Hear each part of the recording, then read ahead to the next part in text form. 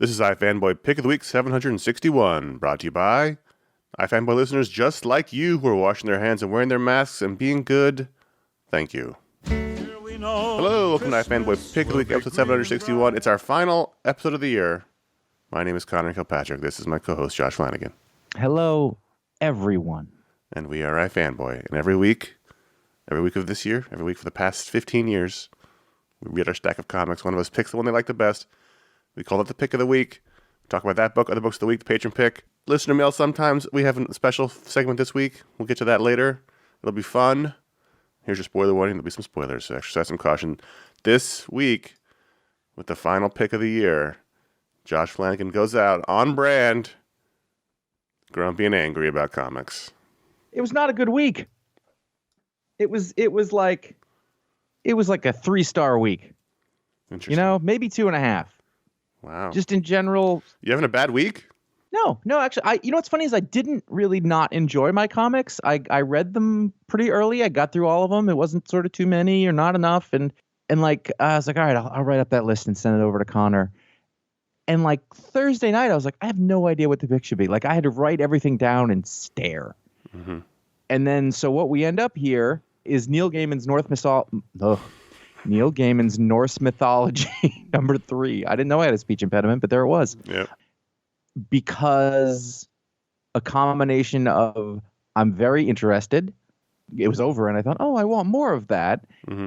I think I get excited when I see it now. We have been enjoying it. This is the adaptation of Neil Gaiman's Norse Mythology book by P. Craig. Wow, I have the same problem you do. P. Craig Russell. This is early. These are literally the first 100 words I've spoken today. P. Craig Russell. This issue features art by Peter Kowalski, who is terrific. And I like that somewhere someone doesn't call him P, like he's Paul or Pete or something like that, but we don't know. Mm-hmm. It's like I was just talking to someone, and they were talking about J.M. DeMatteis, mm-hmm. and they called him, I think it was Mark, and I was like, who? Oh, his name's not J.M., right? Or like J. Michael Straczynski, people would call him Joe, but anyway, that's a thing that happens in literature and comics, I guess. And the amazing name, Laverne Kinzierski. And Galen Showman. This is all great names on this book. It's true. Neil Gaiman's the only one sort of like, all right, fine, Neil. He has to be content with all of his money and his lovely voice. So it's interesting, this book, that you can obviously see how it's actually, I think it's taking after the Marvel version of Thor to a certain extent. If you look at Odin's, helmet and sort of the way that Thor and Loki are drawn, it's not inconsistent with the Marvel versions that we know. Well, Thor's a redhead, which is the Norse history, which makes sense. He's not even in this book. He's off on an adventure, which is why there's so much trouble. Right. But it's different enough and sort of know, like, oh, we're telling like more of a straight up mythology, from, I was going to say history, but what do you call? From history. Yeah, sure. They were real. Oral history or written sort of. Don't tell any of your Viking friends they weren't real, Josh. More textural stuff. Anyway, so we got here one of those sort of cool little myths, like the little morality tales that we sort of all grew up with, that I don't tend to think about it anymore. But, all those little stories, either from the Bible or from, Greek mythology, or in this case, Norse mythology, where... You keep calling it Norse mythology. Norse. I think I'm cutting off the word before I finish it rather than mispronouncing it. That's all right. You can mispronounce it too. Either way is fine. I prefer not to. I don't really have that kind of lisp as far as I know. Things develop as you get older. Let's talk about what this myth is. So the idea here is that they have to protect Asgard, and they need to put up a big wall, which topical. Well, because Thor's off on a giant quest to fight the trolls, which is a great opening page. Yes. And Asgard is unprotected. Now Odin is getting antsy because Thor's not around to protect them. So it so happens that a random builder walks up there with his horse, and he's like, I heard you need a wall. I can build you a wall. And Odin's like, I'm listening. Actually, he literally says, go on. And he says, all right, I can do it. Basically, at first, there were logistical concerns about the wall. Well, obviously, yeah. That's going to take years. We can't. Who's going to pay for this wall? And this guy says, hey, no. It's going to take 1 season. That's important. In Norse mythology, apparently, a season is winter or summer. It's really more of a half, a semester.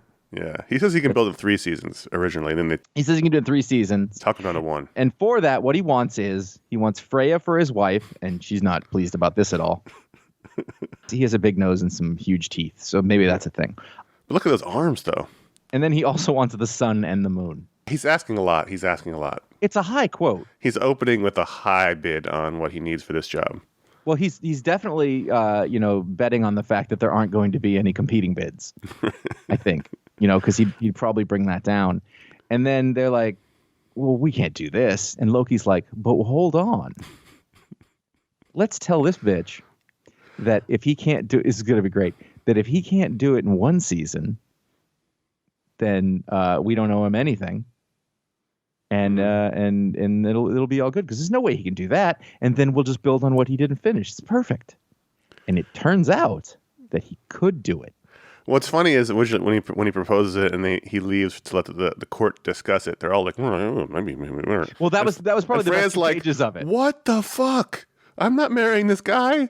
Like who? And they're just ignoring her. And it was a great little look at gender roles in ancient Norse mythology. She's like, I'm not doing this. And they're like, well, hold on. We need that wall. And then, of course, as Josh says, he starts to build the wall, and he starts performing all these impossible tasks. He's only got himself and his horse, and they're gathering the rocks, and they're building the wall. All of them are watching him build, and they're all like, well, he's never going to do this. Well, maybe he is doing this. I think my favorite part is that, like, it's funny because it's so rudimentary from it's almost like a cliche of what this story would look like. So he gets out there in the morning, and he's got his shovel and he's looking around, and there's sort of people in the doorway watched him. He spits on his hands. he shoves the shovel into the ground, and then it's like it shows him like moving at super speed. And it's very silly. Every time that they showed the guy working, I thought it was delightful because he's just going at it for a long time, and he's got a great horse, and he doesn't seem too upset about it. He's not taking breaks. No. He doesn't have his little radio out there playing classic rock hits. I'm just saying it's hard to find a good contractor, and I appreciate what this guy's doing. I've had construction outside of my apartment since the pandemic began in some form or another, and I've heard all of the classic hits. All of them. I've heard them all. I think one of the funniest things about those guys is that they have specific like DeWalt radios that match the style of their power tools instead of just a regular one.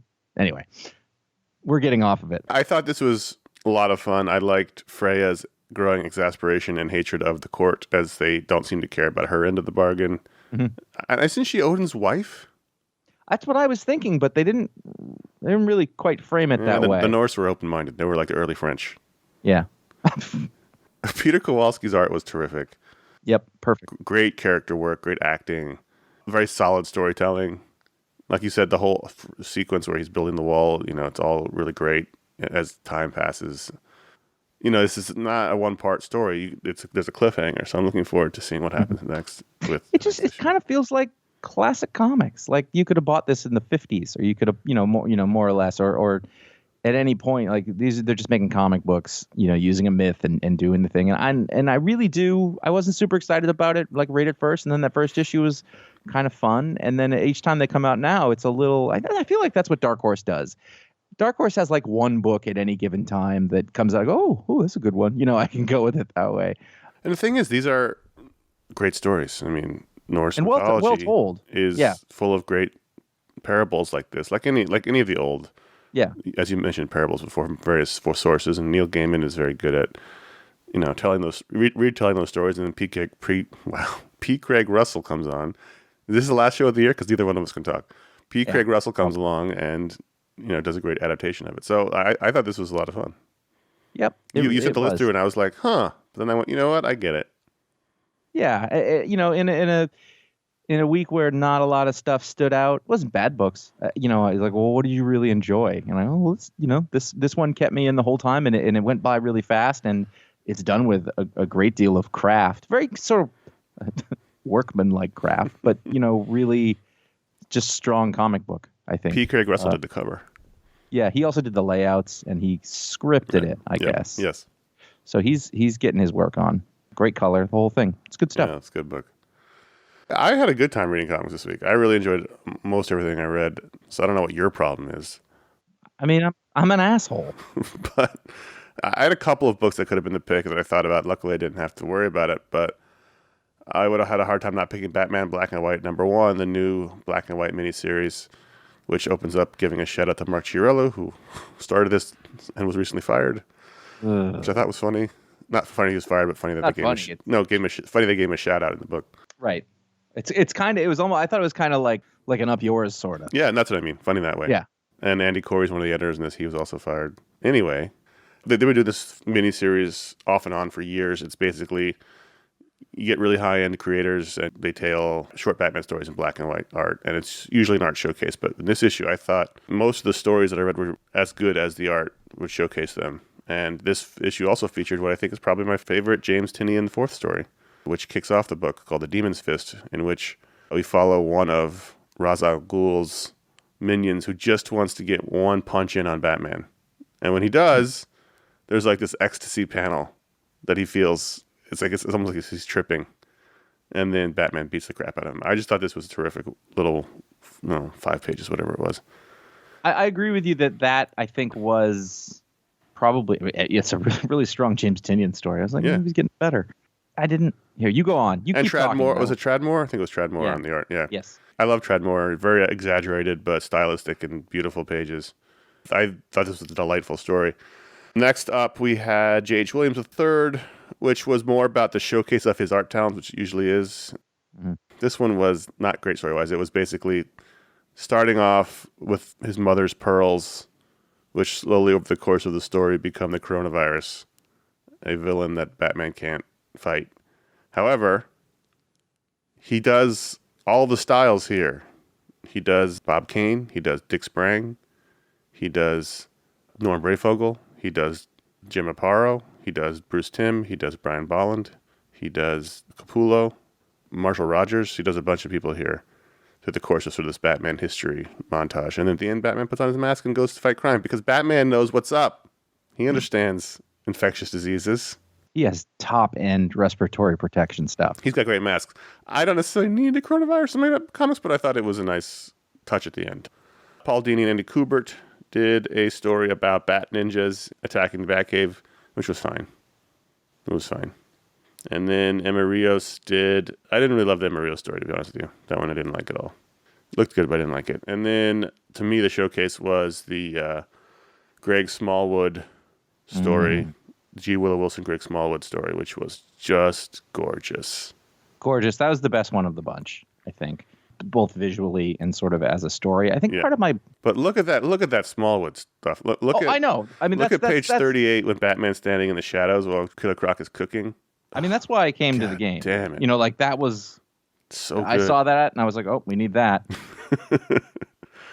To me, before you get into it, just to me, when these things work, it's when they tell a timeless story with some kind of great characterization and a great version of Batman. And most of these, to me, had those. First Flight was okay, but Metamorphosis and the Demon Fist I thought were terrific, and Wait had great art. So on the whole, I really enjoyed this, and I think the Smallwood one being at the end really helped.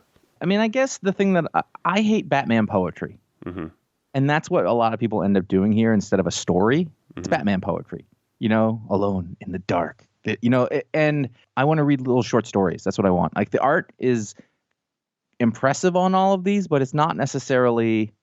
I had a really hard time following the Tradmore art. I just kind of lost track of it. It's not the style of it. I don't know. That kind of didn't jibe with me. I look forward to seeing J.H. Williams, and I was like, okay, this is Batman poetry. It's not really a story. I want a story. And when I don't get one, I find the Emma Rios thing was sort of the same deal. The Paul Dini one, great Kubert art, by the way. Yeah.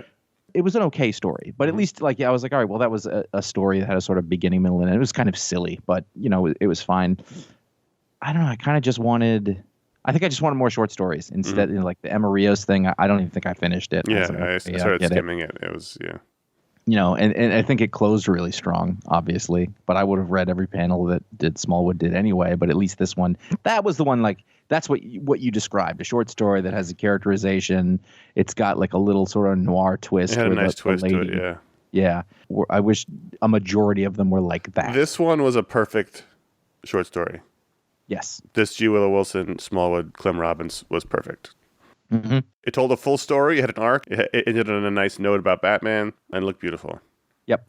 Yeah, I noticed that there was an all-star lettering compliment to this whole thing. It was like, Todd Klein, Clem Robbins. Yeah. I wonder about Todd Klein. Like, is he like, I can do stuff besides just prestige?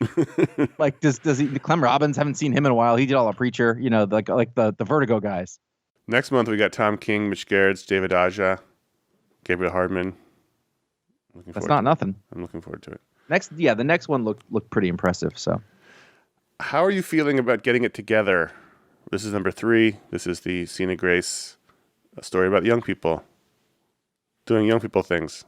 Similarly to how I previously felt about it, it's interesting, sort of almost from an anthropological standpoint, or even a voyeuristic one. Mm-hmm.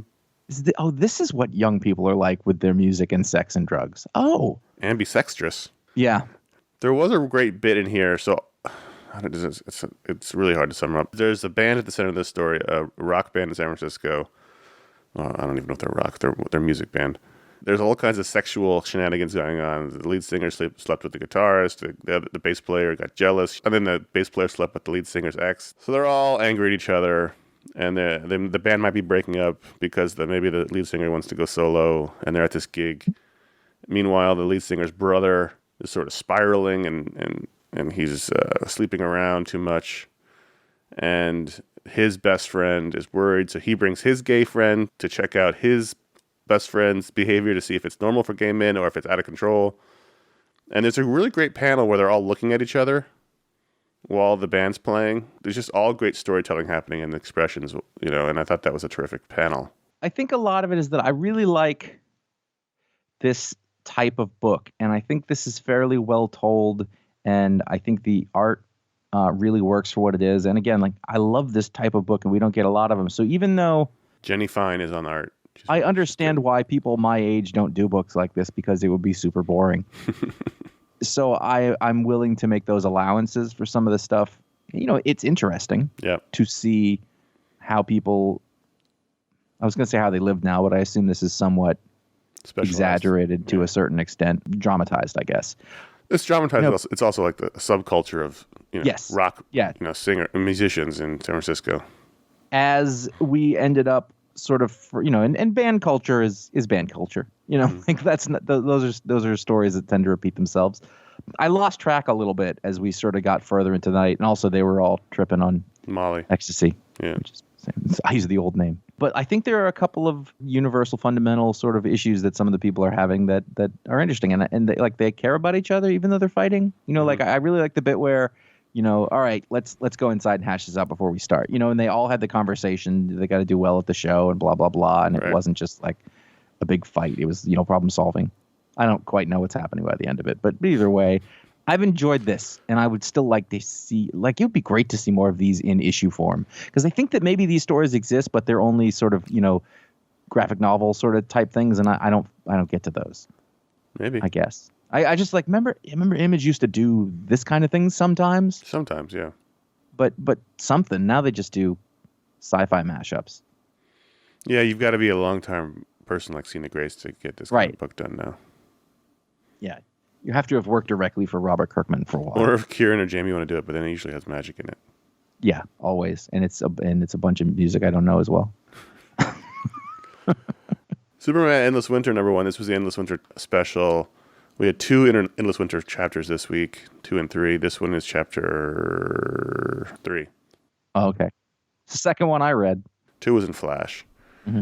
This was written by Ron Mars and Andy Lanning, who also wrote the Flash one. I guess they're doing that. Was my question. So they're sort of writing all of them. Marco Santucci is doing the flashback art, but this featured main art by Phil Hester. So again, Phil Hester and Andy Parks. We're living in that early 2000s world of this series, and it's great.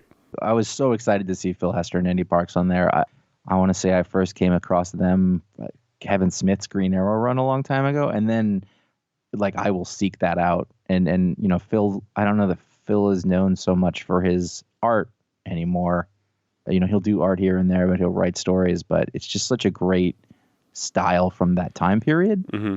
And that was a thing I was super excited about. And this is what we talked about before with the last pick of the week, was that oh, this is this kind of comic. It's a little overwrought. It's a little fun. It's a lot of fun, and it feels very classic. There's a endless winter happening over Earth, and there's frost giants everywhere, and Thor's nowhere to be found, so Superman must save the day. And it includes a little trip back home to Smallville to check on his parents, which is always nice. I think that was the strength of it for me. It was like in the middle of all this stuff, his parents, they're kind of COVID deniers. They're like, we'll be fine. Don't worry about it. They're outside.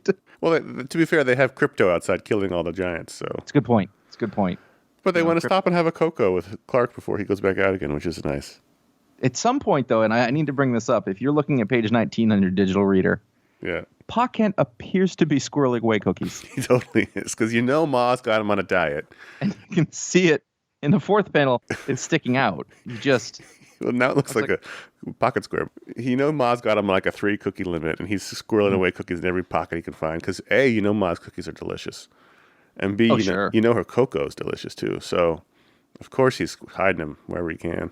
Yep. Yeah. So it was delightful. And then Clark leaves with a thermos of cocoa, which everything about this is great. I didn't notice that. The thing is, Phil Hester's a guy who likes food, and he understands the specifics of it. And due to various reasons, he can't eat as much as he wants to. So he's using this to fulfill his fantasies about squirreling away cookies and traveling away with thermoses of cocoa. Just so delightful. I'm really enjoying the heck out of this little mini story. Yeah, it's a good time. I really like the color palette too. Yeah. Hi-fi color. But it just looks like it just looks like comics from. It looks like how I want comics to look, especially Superman comics. Yeah. So now, preface this by saying I don't understand Dark Knight's death metal. I get what it is conceptually, but I'm dismayed that DC seems to be going with this as their main driver as opposed to when Doomsday Clock was coming out, whatever. I don't really follow or enjoy what's been happening with Dark Knight's death metal and then leading into that whole Justice League run and then leading into Dark Knight's death metal, whatever the heck the subtitle is this time. So this book, whatever it is, seems to be leading into the next iteration of DC. I don't know. That seems to be what it is. However, I don't care. So I took this issue to be like an Elseworlds book. Like what would happen on the last night of the DC universe, because the story of the Dark Knight's death metal, the last stories of the DC universe, is the last night before the big battle where they think they're all going to die against whatever the fuck. Batman Who Laughs or his people or whoever. I don't really care. So I just took it as, okay, well, let's just read it as, in my continuity, it's just what would happen if this was really the last night and what were they doing? And so that, in that sense, I really, really enjoyed this. This features some terrific creators. This was all about great character moments. Really? Oh, yeah, this was terrific. It's all character moments. And I'm going to not talk about all of it because there's a lot of it. It's almost a 90-page book. It's 82 pages. I guess it's almost 80 pages. The framing device is the Titans. So you've like all the Titans from all the iterations together, because this is a sort of multiverse event. All the Titans from all the iterations are together. Everyone is decamped on Themyscira, because I guess that's where they're making their last stand. So they're all hanging out there. And it's drawn by Travis Moore, who's great. He's been doing the Nightwing art. I get Travis Moore and Trad Moore mixed up in my head. Totally different styles. Josh Williams, James Tinney, and Scott Snyder wrote the Titans part, which opens and closes the book. And so you have a lot of Titans sorting out their feelings, and at the end, at the cliffhanger, and that part is Wally West shows up, and of course, Wally West was turned into a murderer by Tom King. And so there's a lot of tension there. But there's a great Green Lantern story with Jeff Lemire and Raphael Albuquerque, in which Hal Jordan just wants to fly for his last day. Guy's having a beer, and John's planning, but Hal just wants to fly. And then at the end, he runs into Sinestro, who wants to be a Green Lantern one more time in the final battle. So he takes off his yellow ring and puts back on his Green Lantern ring and becomes a Green Lantern again. And that was really nice. The Wonder Woman story, I didn't really like so much. Green Arrow, Black Canary was written by Gail Simone. And there's a nice little nod to her time as Black Canary in the Birds of Prey in this. This story is Ollie struggling to propose to Dinah, and they run into their daughter from a multiverse. Like, they don't know her, but in her world, she's their daughter. So they have a nice moment there, and talking about what could have been in their lives. It was all really great. Aquaman had Chris Mooneyham art and it looked terrific. I was just kind of bored by it, so I didn't really like that one too much. The Bat Family one was terrific, written by Cecil Castellucci, with art by Mirka Andolfo, and Bruce is going through checking in all of his kids.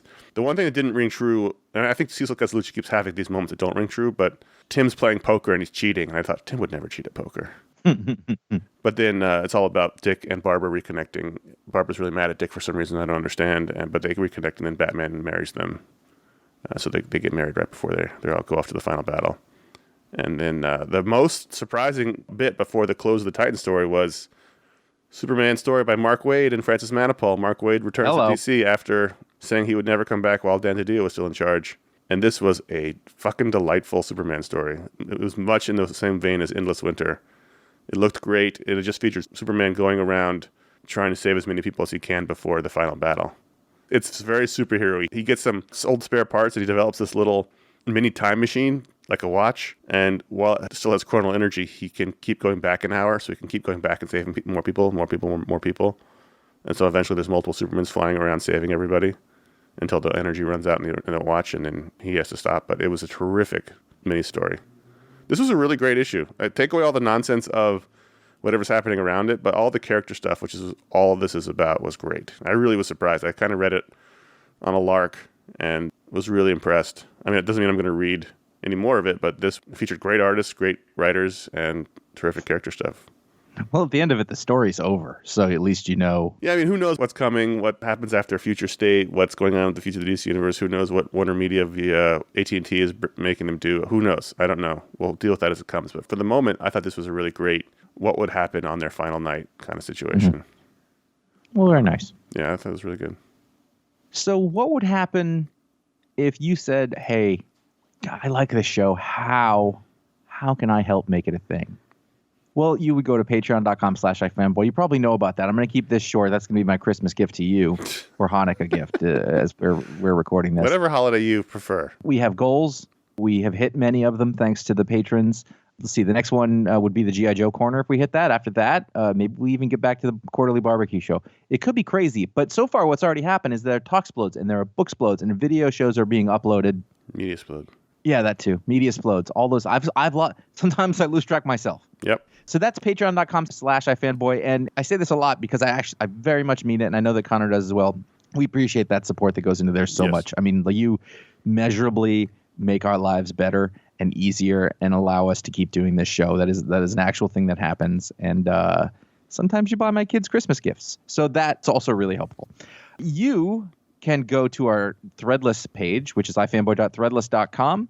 There are 8 designs. You can put them on shirts, sweatshirts, I believe 3/4 length baseball shirts, which I'm a big fan of. Yep, for sure. And many other things. The shower curtain. I have so many 3/4 length baseball shirts. That is your move. I don't think I realized it until I would, see myself in all these fucking Zoom meetings. And I'm like, I wear a lot of baseball shirts. I feel like you want to be like at practice in a baseball team in the 70s. I'd rather be, yeah. I mean, all things considered. That's very much in your aesthetic. I can see that. Like, you don't want to chew tobacco, but you don't mind the image of it. No, I'll take greenies if that's what it takes. I don't know what that means, but it's amphetamines. Oh, no shit. Yeah. They used to have them in bowls in the locker rooms. I'm so lame. Yeah. Pervitin. You can go to ifanboy.com/support. You'll have to listen to the All Media show to understand that one. Even then, it's passing. If you don't want to deal with any of that and you would like to, say, find the PayPal link if you wanted to send something that way. And then one of the easiest ways that you could help contribute is to go to ifanboy.com/Amazon. You will find a general link to Amazon.com, say for your holiday shopping or something like that. If you just go through there, it doesn't affect you in the least, but gives us a little bit of extra. And there's also links always to buy all the Booksplode books. And every week on the show, you can link to the music that we would do to buy, and the Pick of the Week comic is in there. So thank you so much to all of you who contribute in any way. It really does mean the world. And we will keep doing this for you as often and as well as we can. As long as we're having fun, which we are, despite Josh's angriness this week. I really think you're overclassifying. Well, yeah, that's what we do. Marauders 16 was also terrific. I think you're just reading the wrong books, Josh. Marauders 16, Jerry Duggan, Stefano Caselli, Edgar Delgado, Corey Pettit. If you recall, which you may not recall because it happened way back in early pandemic days, or maybe even before that, the Black King killed Kitty Pryde, if you remember. Mm-hmm. It's the X-Men now, so she was resurrected. And now this is Kitty and Emma's revenge on the Black King. They go to his house. They fuck up his priceless whiskey collection. They basically beat the crap out of him. And then Lockheed comes in and eats one of his eyeballs. And then they poison him with a poison that's either going to kill him or make him like an invalid in a wheelchair. And they said, if you die, we're not going to resurrect you for a while. We're going to make you stew in death.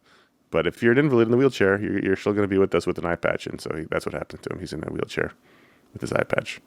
It was just this great sort of revenge story where they basically lay down the law with the Black King and tell him he's not quite as smart and as good as he thinks he is. And Kitty gets her revenge for being drowned. It was really good.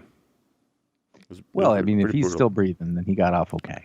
Yeah, but he lost a lot of good whiskey, which honestly... There's a really funny bit where he thinks he can get away and he runs from them. He jumps out a window. It's a very Jared Declan bit. He crashes through the window. The second story lands with a whomp. And he can't get up and escape. So Kitty comes out and slowly drags him back in by one leg. It was just very funny. Sounds Tarantino-esque. Yeah, it was very funny. It was good. So the patron pick way back when was Bill and Ted Are Doomed #1. Mm-hmm. And I was like, it was fine. It was good. But I stuck with it. And issue number 4 just came out. Story by Evan Dorkin with consultation with Ed Solomon, who's the co-creator of Bill and Ted's in general, with art and letters by Roger Langridge. Mm-hmm. And as this went on, it became, I don't know if it was more delightful, but I found more delight in it. Is it?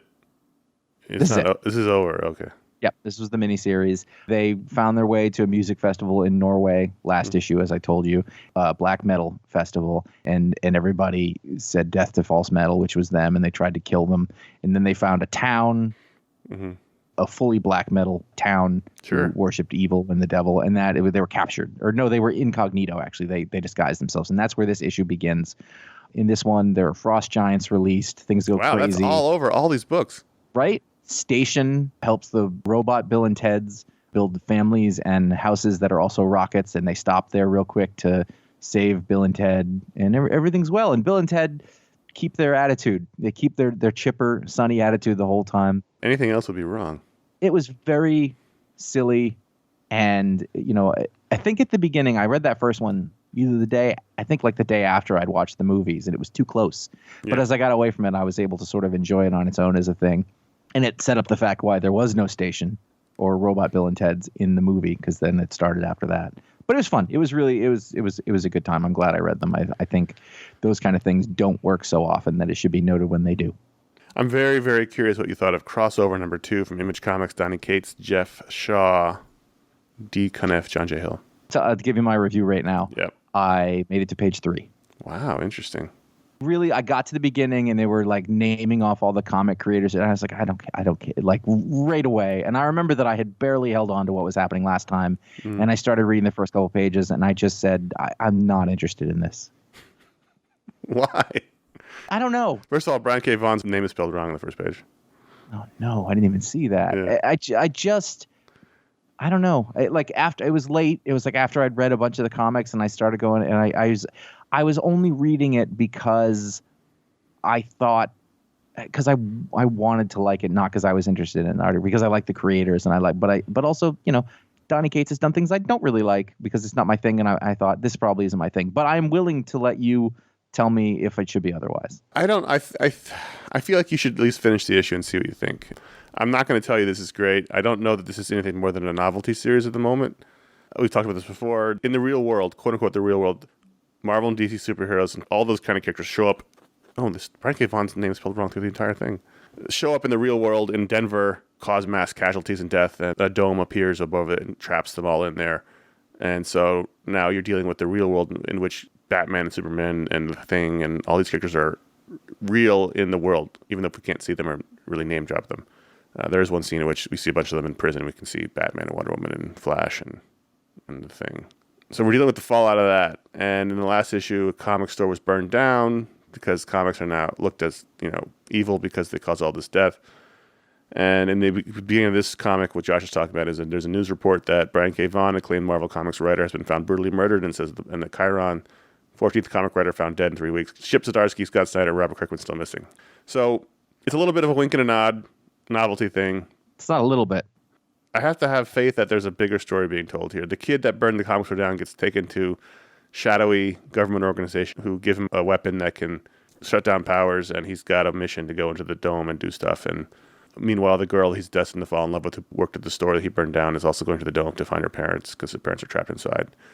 And the little girl from the dome reveals herself to be quite more dangerous than we thought she was. Interesting things happened. I'm enjoying it.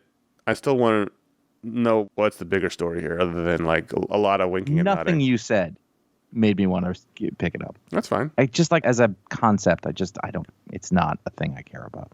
The comic book history of animation, did you read this? Nope. Interesting.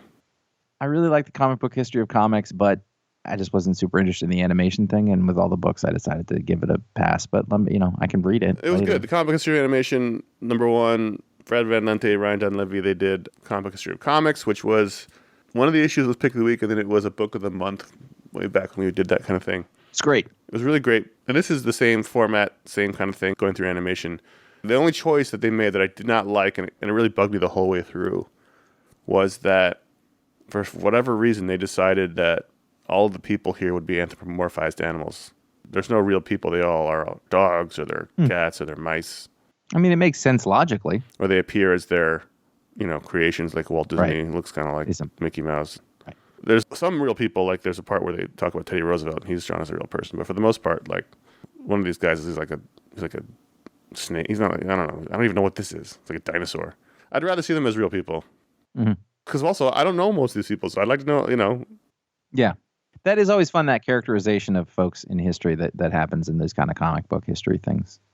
But it's a really interesting story, The early days of animation is it's interesting. Just chronological. They sort of go through it, started 19... Yeah, this starts with Edison and how they used to record these live art shows, like these vaudeville live art shows where guys would start with one drawing and it would become a different drawing by the end. And then they would record that. That was sort of early animation, and then how that progressed. And it ends with Walt Disney on a train back from New York to go back to L.A., the coming of Mickey. It's a great story, and I think... That was also a movie that you could watch in Times Square in the 70s. Well, there is a porn in here, too. Shocking. Apparently, they made the first animated porn they showed at the gathering of Great Men of Animation meeting. A lot of cigar smoke in that area. Yeah, so I think you'd enjoy it on a time when you have some time to sit down and read it. Yeah. It's full of people screwing each other and stabbing each other in the back and stealing ideas. Man, that first half of the 20th century was a rough time for business, from what I understand, especially in the creative arts. I don't think it's any different now. Probably not. I enjoyed it. I just wish they had been drawn as real people, that's all. Let's take a brief journey over to Star Wars Corner. Okay. Star Wars #9. I think this is the second or third reboot of this from when it started. I think it'd be really cool if we were in the 60s or 70s now, since Jason Aaron started that one series. Yeah. But such is never to be. Those days are over, my friend. Yeah. After that last story, Greg Pak had done it, and this brings Charles Soule back on. I don't know if he's actually written this series or just Darth Vader, because it all kind of runs together with Jan, I'm guessing, Baz Aldua. Have you been reading all these? Yeah, I've read every main Star Wars series book. Since it came out with Jason Aaron. Yeah. I think the art is perfect. Jan Bazudula. Yeah, there are many left-hand panel stacking problems in here. I just rearranged all the letters in his name. Yeah, and the letter was only partially able to save them. But besides that, it is that perfect sort of combination of I recognize them, but it's not photorealistic. Right. And I think that is the key for these books to work. That's like when Eminem was drawing it, right? Yes. And several of the other people besides that have done pretty well with it. LaRocca actually does really well on Darth Vader because there's no faces. But anyway, this is a very silly story where it's not played silly, but I think as a concept it's pretty good. The Empire has broken all of the codes that the rebels have, and they can't figure out a way to come up with a new code without giving everything away and blah, blah, blah. Mm-hmm. And so C-3PO is like, I have an idea. And it turns out that there's this ancient language that nobody knows. Navajo? It's not. You sure? But it's basically the same thing as that. Okay. Now that you've said it. It's that story. But there is a museum on Coruscant with an ancient first sort of generation protocol droid who has this one language on it. It's the only place it exists. So they have to go down and steal it. And they force Lando and Lobot to go with them. It's a heist. And it doesn't go terribly well because these are not skilled heisters. It was fun. It was, it's just a Star Wars story that happens in between the panels and doesn't really change anything. Like that, and I think those are the keys. I feel like Lando could pull the heist off. He was very confident about his ability to do it. He just didn't want to. Sure. But he didn't want to have to ring Lobot or Low, as Charles Soule. No. I hate it so much. They didn't repeat that mistake in here, so I hate maybe it so much. No, it was fun. It was just, it was the main characters, but on adventures, the kind of way that they would never get to do any other way. So there's something about it being in comic book form that makes it feel, less like canon and more like well done fan fiction. Sure. I think for me. So it lets me then I don't have to hear like an actor doing it. Did or you read God forbid. that novel, the heist one that came out a few years ago? No, I haven't read a Star Wars novel in forever. I don't want to get into it too deeply, but I had stopped reading the novels in college when the Chewie Yes. situation. But then I came back a few years ago. I think it was Timothy Zahn came back and did like a heist book with like young Han, young Lando, and Chewie and a bunch of people. It was fun. I think that's sort of in the same vein as these Scoundrels, comics. I think. I think you talked about it at some point on the All Media show or something like that. It was fun. It didn't make me feel icky, which was good. Yeah. So that's the books we want to talk about. There's a lot of books. I had well over 20 books, and I kept adding them as the week went on. But we only can talk about so many. But we have to talk about the Patron Pick, patreon.com/iFanboy, as Josh mentioned earlier. Every patron can vote to add a book to the rundown. And this week was a crazy week in which 5 different books held the lead at one point. But at the end, it came down to Locke and Key, the Sandman, Hell and Gone, #0. This is the prelude issue to the upcoming Locke and Key Sandman crossover that's happening later at some point. I was going to say later in the year, but that can't be accurate. It's got to be next year. I'm very curious because this is Josh's first foray into Locke and Key, correct? No, I read the first volume of it. Oh, okay. Yeah, I read it a long time ago. It seems like it's expanded somewhat since then. We had that viewer choice episode of the video show. Anyway, this is a little primer issue, so it's not really a full-on thing. Half of it is a reprint of Sandman #1 by Neil Gaiman and Sam Keith. But I loved the little Locke and Key story. It was really sad and sweet, and I liked it a lot. I don't know if it's new or not, but I loved it. Well, yeah, so I thought that story was really good, and very sweet, and the sort of father and the infirm child and what they want to do for him. They brought him. It was really sweet, and it had sort of I'll get filmic on you. It had a little Lumiere vibe. Yep, near the end, I think. And, they brought him to this sort of, what are they called? What's the family? The Locke family. It's the Locke family. Okay. In the main book, the first book, it was like a modern day, the modern day Locks. They lived in Maine and all that stuff. But since then, it's expanded out. Was it Massachusetts? I think it was Mass. It's Massachusetts. Because he can't put it in Maine. That's his dad's thing. So, sorry, I just assume Maine. Yeah, sure. So since then, we've started seeing the Locks throughout the years. In fact, the most recent Locke and Key miniseries, the Impale Battalions Go, has been during World War I. And this one is 1912, so it's right before that. And I don't know why I want to say Jebediah Locke, but that's not his name. Whatever the dad's name, his son is sick. His son's really sick. Epilepsy or something like this is what it seems like. They mentioned at one point tumors. He's not well. He's having seizures. He has seizures, and his son wants to go on adventures, but he can't leave the house. And so they constantly look at the moon and talk about the moon. And the dad makes these fantastical stories about how the moon is just a flat surface, and behind the moon it's like a stage door, and there's all the actors are behind the moon. And so his son finds those stories funny. So then they get a balloon, an air balloon, and the dad's friend who works on things and builds things is their tinkering friend. The three of them go up to the moon in the balloon, and they use the key to open the moon. It becomes a door. And it's exactly like the dad has described. It looks like the back of a stage. And then all their dead ancestors are there. He gets to see his dad, and the grandfather gets to meet the grandson, and there's all these old people, including the friend's wife. So this is clearly they're in some sort of heaven situation. The friend decides to stay. And you can see, I like how over the course of them being in that little space, the friend's hair goes from gray to black very slowly. So he's clearly... Oh, I was like, wait, is that the same guy? And I went back and I looked, and I didn't put that together. He's clearly de-aging to get back to, the age of his wife. So he's clearly dead. And the son has a choice to basically stay and watch the world from his perch or go with them into basically heaven. And he chooses to go with the family. And then the father goes back alone in the balloon crying. I mean, it's sad but sweet. I thought it was, I really liked it. I thought as a little one-shot. Joe Hill's an incredibly good writer. Well, yeah. Well, I mean, Apparently it's genetic. I guess we've solved that question. It's genetic plus nature. Work. Well, yeah, but you got to nurture it. Anyway. Gabriel Rodriguez is also an incredibly good artist. Yes. So I think the thing that got me here is that I thought that short story was fine and good and whichever, but I was expecting this kind of crossover happening. Yeah. So the whole time I'm like, so does Dream show up in this or something? I thought that too, but yeah. And I got to the end of that story, and I was like, well, what the hell does this have to do with the Sandman?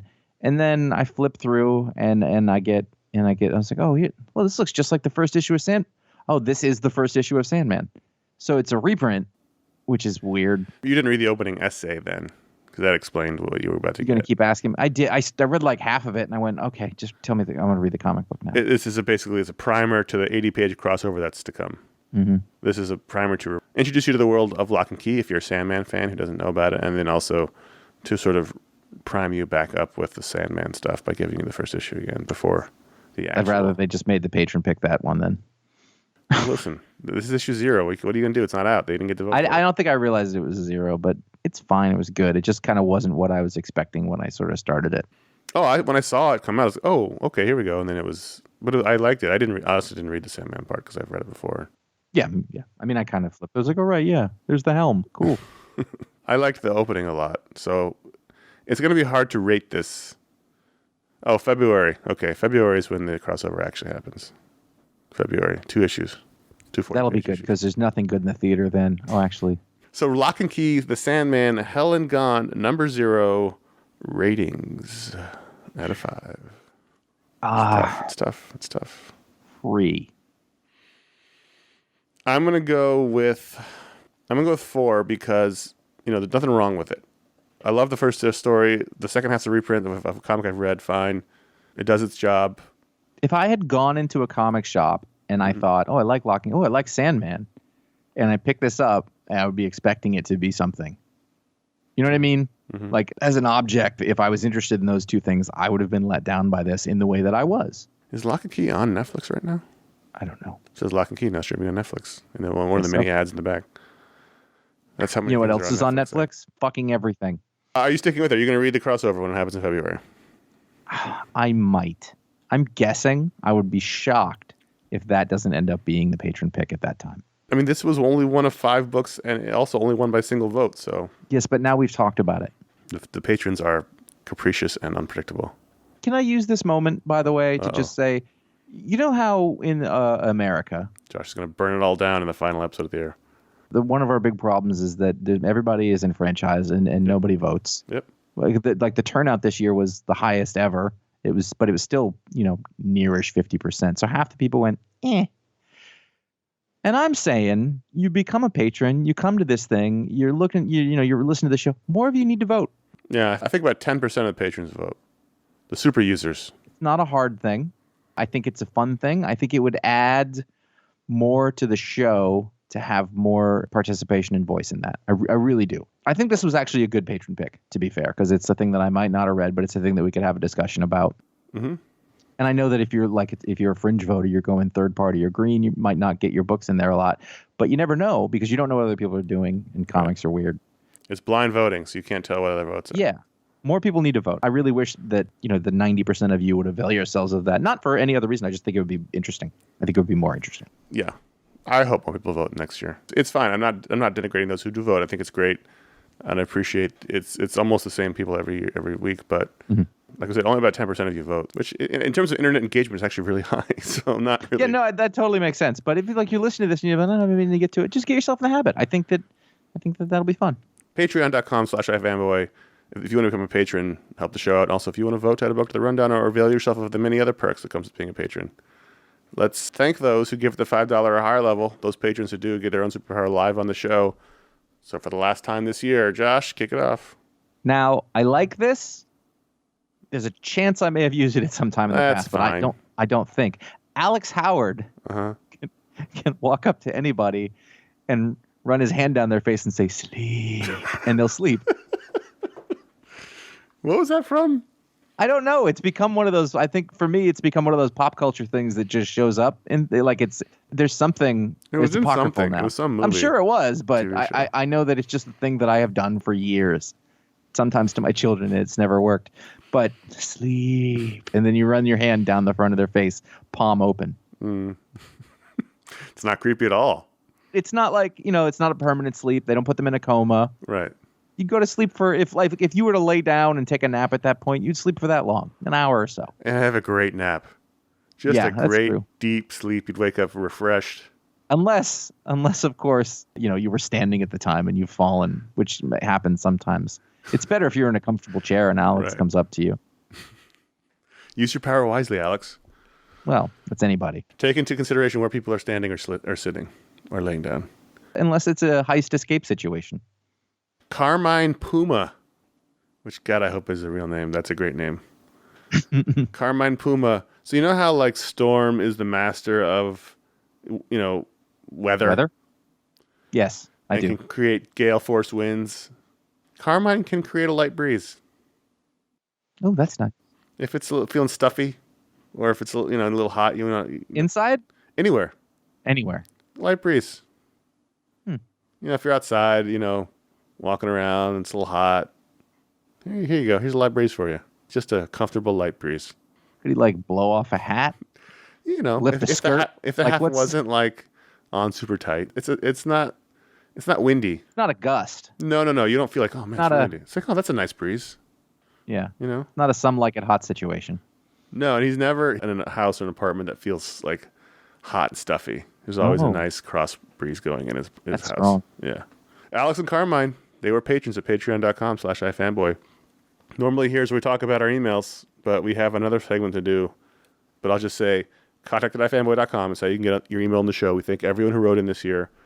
What usually happens now is we take all the unread emails from this year and we put them in a folder and we move on. We start afresh with the new emails for next year. So if you emailed us, especially in the last couple of weeks, and didn't get on the show, you might want to try it again. Contact@ifanboy.com. Nothing against you. We just take all those emails because there's hundreds of them from the year we didn't get to. We dump them in a folder. We start afresh. I started new. I remember we used to have a thing way back that we're going to answer every email that came in, and then at some point we just threw our hands up. This can't be it. Well, that was when we were full time, so we had a little bit more time. Yeah. But also there was just too many.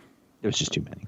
But here's where we talk about the picks of the week by the numbers. This is our end of the year segment, which we look at the picks of the week, do a little statistical analysis of them. Not too long. This year's a weird year, Josh, because we didn't have picks every week because of the pandemic when the comics didn't come out for a while.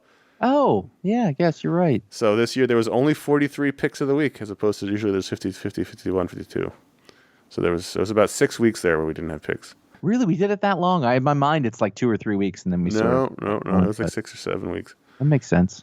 Josh, you had 22 picks. I had 21. And of those 43, there were 7 different publishers who received the picks of the week. Would you like to guess who was the top publisher this year? Marvel. No, it was DC with 48.8% of the picks. Really? 21 out of 43 picks were DC. 14 were Marvel. Wow. I was 33% off. 3 from IDW, 2 from Dark Horse, 1 from Abstract Studios, 1 from Image Comics. Wow. And 1 from Vault. Josh? Huh. You had 6 publishers that you gave picks to. Would you like to guess your top publisher? I don't. What did you just say? I don't know. I'm not good at this part. Marvel. So I guess for myself, not us. But that makes sense. Out of your 22 picks, 9 were Marvel. That's 40.9% of your picks. Okay. DC had 7, 31.8%. IDW 2, Dark Horse 2, Abstract 1, Vault 1. By the way, these numbers are all accurate too this week. I had to do this late last night because you didn't pick till late. Me, I had 4 publishers. Would you like to guess who I picked the most? DC? DC, 14 out of 21. That's 66.6% of my picks. You really are in the tank for them. This year, especially. I don't think Marvel, we talked about this before. Marvel's. Yeah. Marvel, I had 5, 23.8%. I'm guessing most of my Marvel ones, again, more fringy. We've talked about that. Yeah, I have that breakdown somewhere. 2 things happened for me, I think. One, Marvel's is what it is, but also Image has just fallen out completely out of I don't think attention, but just out of relevance. I mean, we check them, we read them. Sure, there's just not as many ongoing stuff that's going on, and I always look whenever there's an Image number 1. I always look at it and I give it a shot. But I picked 1 Image, 1 in IDW, and as terms of writers, we had 39 writers involved in 43 picks. Now that includes a bunch of anthologies. Sure. So, in which I listed all the writers because they're all involved in the anthologies. But we'll get to the total number of series in a minute. 39 writers, 8 of whom were picked more than once. Again, that includes work in anthologies, but most of these are double issues. Would you like to guess who the top writer was? My first instinct was Matt Fraction, but he was only on the 1 series. So I'm trying to think. This writer... Donny Cakes? Donny Cates is not even on the list. I don't think we picked a single book by Donny Cates. Really? I told you I'm bad at this. Like I have no. No, I'm sorry. Donny recollection of Cates any. got picked once. Okay. The top writer was Tom Taylor. Oh, duh. He had 8 picks, 18.6% of all the picks with Tom Taylor books. Then we had 2 writers picked 3 times, Christopher Cantwell and Joshua Williamson. Each 3 times, that's 6.9% of the picks. And then 5 writers were picked twice, Stephanie Phillips, Matthew Rosenberg, Mark Russell, Dan Slott, and Simon Spurrier. And those are all the writers picked more than once. Then there was like 31 other writers who got picked one time. In terms of artists, this is less exciting. Is that historically? That's a pretty good spread, I think. Yeah. Like in terms of like the old days, if Jeff Johns was dominating or something like Although that. eight's pretty high. That's pretty high for 1 year. Yeah. Yes. In terms of artists, we had 7 artists picked twice, and that's the most any artist got picked, including anthologies. So that's 4.65% of all picks. Trevor Hairsine, Salvador LaRocca, Paco Medina, Carl Moster, Howard Porter, Derek Robertson, Otto Schmidt. Those guys are all picked twice this year. And then in terms of series, there were 36 series out of 43 books. So that's pretty good. That's a real good spread. Not a lot of double picks. Mm-hmm. And so Deceased was going to be at the top of that. Well, here's the deal. The family. There was not a single book picked more than twice. So there were 7 books who were picked twice this year. Mm-hmm. Deceased Dead Planet, Deceased Unkillables, Doctor Doom, Fantastic Four, Hawkeye Freefall, Hellblazer Rise and Fall, and then John Constantine Hellblazer. Which are the best series of the year. So what I decided was if you just chose the Deceased family of books, those were 5 of the 43. 11.6% of the picks were Deceased family books. So to me, that means the Deceased family was the series of the year. Yeah. Because that's 5 out of 43. That's the most. And there was at least one Injustice pick of the week. There was one Injustice, yes. Yeah. And there were 12 number 1 issues picked this year. Huh. That's not bad. I don't like picking number 1s all the time. So that's actually, it's only less than a quarter of them. So that's it. That's picks of the week by the numbers. Those are your numbers for the year. Did you make any major conclusions out of that? No, I mean, other than it was a weird year because we had only 43 picks. I think it's a down year for Marvel. In terms of its major books, we've talked about this before. If you look at the Marvel picks, Doctor Doom, Fantastic Four, Hawkeye Freefall, those are all sort of fringe books. And I realize it's silly calling Fantastic Four fringe, but that's where we are in the world. Maybe not for long. Where's my It was just an announcement. Right. Other books, Captain America Marvel Snapshots, Iron Man, not fringy, Punisher Soviet, Strange Academy. Those are the kind of books. Punisher Soviet was this year? I guess that would have been really early. It ended early in the year, yeah. Before the pandemic. It's been a long year, Josh. It's been so long that Superman Smashes the Klan ended this year. I had a lot when I was looking through stuff. I had a lot. I was like, was Jimmy Olsen this year or last? And it was, and there was that big gap in the middle. So things that would have ended earlier in the year didn't until later, or some things I guess went longer because of it. Right, and it doesn't mean that we didn't pick high-profile Marvel books. Maybe Spider-Man got a pick, Captain America got a pick, Daredevil got a pick. Like I said, Iron Man got a pick. I mean, I think Thor. there's good stuff going on there. Just I think the thing is it's not happening. Well, it's not happening in Avengers. It's almost like in their main events, their big events or not. Although you had an Empire pick, didn't you? Or was it? No, we just talked about the issue enjoying. Okay, the first one. Okay, fair enough. 0. Yeah, Books of Magic, The Butcher of Paris, 5 Years. That was great. All kinds of stuff got picked this year. So weird year, but good year. Right. Nice range. Yeah, fun year. Fun to talk about comics. And let's finish the show up as we go way over. So, as we said before several times, this is the final pick of the week show of the year, but it is not the final show of the year. So let's talk about what we've got left. Right behind this show on the feed is our Booksplode, our last Booksplode of the year, Dragon Hoops by Gene Luen Yang, our book of the year, our collected edition of the year. Deceased would be our series of the year. Dragon Hoops would be our book of the year. You can check that out on the feed right behind the show. Great book. Really great book. Josh has a Talksplode coming up next week, or I guess this week.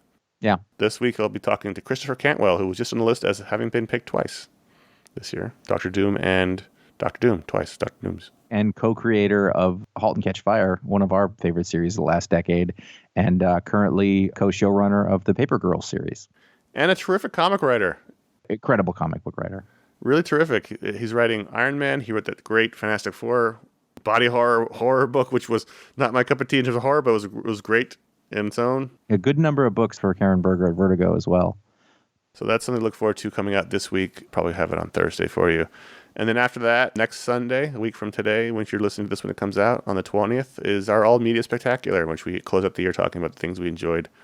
Outside of comics, it's a 3-hour spectacular with me and Ron and Josh.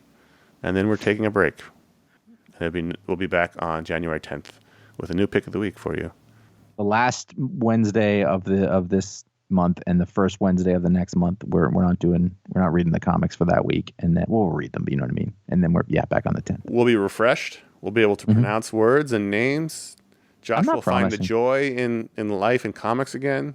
It'll all be fine. I think I eased up over the course of the. I think I may have been just resentful that I couldn't figure out. You were so aggro last night. This all sucks. I don't like anything.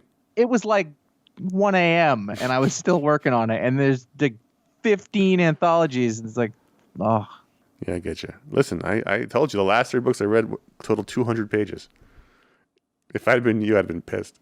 I will just go through the rest of this since you have had to do so much of that work. No worries. You can head over to iFanboy.com. You can find all of our podcasts. You can find links to our video shows that have been uploaded. You can find all of the fantastic writing that had taken place over the years at iFanboy.com from our beloved staff and friends. You can find out what the pick of the week is before this show comes out so that you are prepared by liking Facebook.com/iFanboy, following at iFanboy on Twitter, and at iFanboy Comics on Instagram, which also features the best of the weekend panels, etc.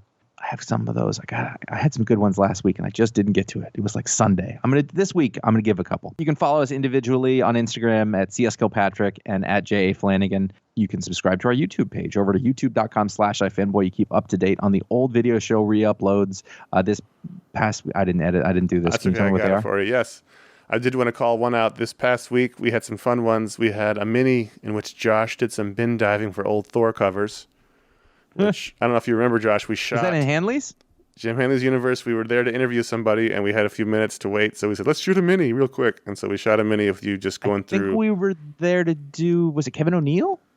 Or Garth Ennis? It might have been. Who knows? We did so many interviews there. But we were standing around, and you just riffed off of old Thor covers while we were waiting. And there's one point where one of the guys working there has to get past you. You're like, come on. It was a fun one. It's a manic one. Cool. It's a little bit like you're on cocaine, but it's a fun. Like when I do this show by myself. It's a fun mini to check out if you haven't already. And then we did a Vault episode. That's where we took a look at old collected editions. I don't remember which ones those were, but those are always fun. And then, of course, the Emerald City Comic Con 2008. Oh, great show. Maybe the best show. That was fun. That was actually a really great show to go to, yeah. So those are the ones out there right now. There you go. If you like this show, you can leave a star rating or review on Apple Podcasts or whatever other place lets you do that. I think Spotify and Amazon are now hosting those things. So if you want to send those that way, yep. Better yet, first-hand recommendations always encouraged on social media or even from 6 feet away from somebody while you're both wearing masks. And you're like, hey, it's you. You need a new podcast? And they'd be like, it's not new. They've been around forever. And you'd be like, put your mask on. Oh, sorry. It's been they've been around a really long time. Well, you should listen to it. Yeah. Maybe you stopped for a while. Why don't read comics? That doesn't stop a lot of people. You should. It's you can do that. You can. That's it. That's all. That's the end of the show. Oh, there you go. I'm Josh. I'm Connor, and we'll be back next year with Pick of the Week. But like I said, there'll be more for you next week. So see you then. Bye bye. Happy New Year. That's